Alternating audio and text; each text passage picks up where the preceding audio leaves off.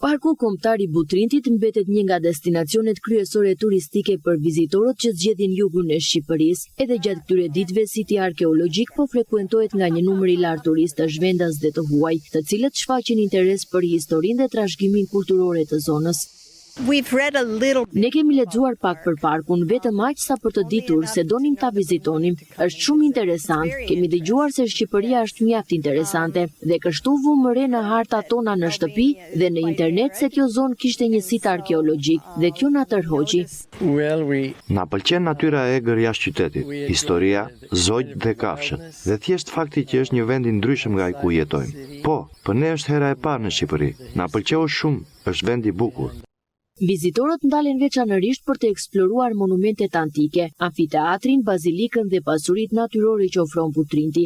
Atmosfera turistike dhe fluksi i lartë i huajve kanë sjellë gjallëri në këtë sit të rëndësishëm arkeologjik, i cili konsiderohet një nga thesarat më të çmuar të trashëgimisë shqiptare. Është një udhëtim i gjatë nga Alaska. Do të ishte shumë bukur të ktheheshim përsëri. Kemi edhe miq që kanë udhëtuar për këtu. Sot e pam dhe fotografuam të gjithë parkun. Monumentet antike aq mirë të ruajtura na pëlqyen shumë. Erdhëm tani sepse në përgjithësi nuk na pëlqen të udhëtojmë mes turmave të njerëzve.